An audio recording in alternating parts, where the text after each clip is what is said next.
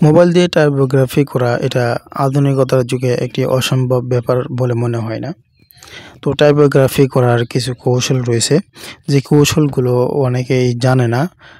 আর যদিও জানে তারা ভিডিও বানায় ছাড়ে, কিন্তু তারা আপনাদেরকে ভিডিওতে বলে না।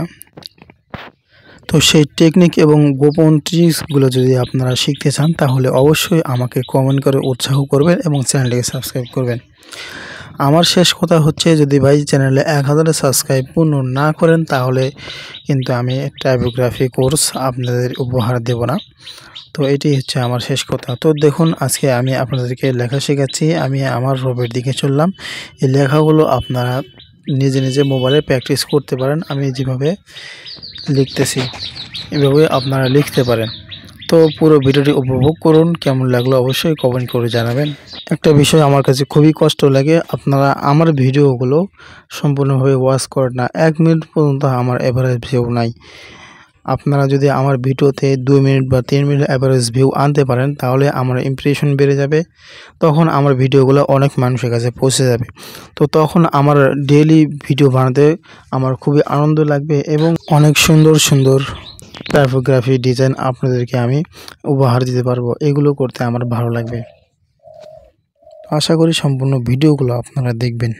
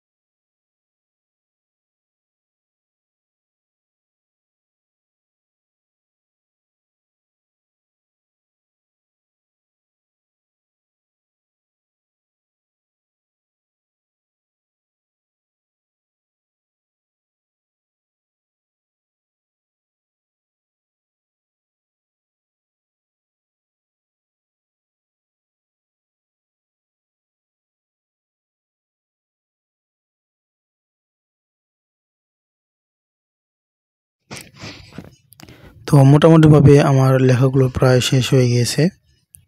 তো এরপরে একটা ডিজাইন করব আমরা। তো সেই ডিজাইনটা আমরা ভালোভাবে লক্ষ্য করে কিভাবে আমি করি, এভাবে আপনারা করার চেষ্টা করবেন।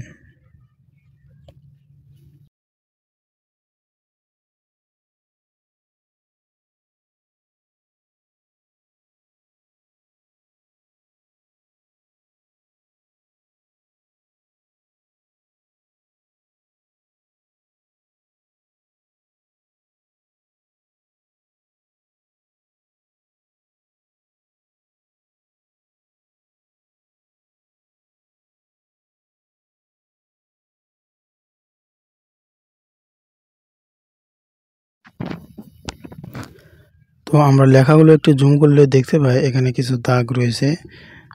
তো পাশাপাশি দেখেন কতগুলো কাটাকাটির দাগ রয়েছে। তো এইগুলো কিভাবে রিমুভ করতে হয় সেটা এখন দেখাচ্ছি।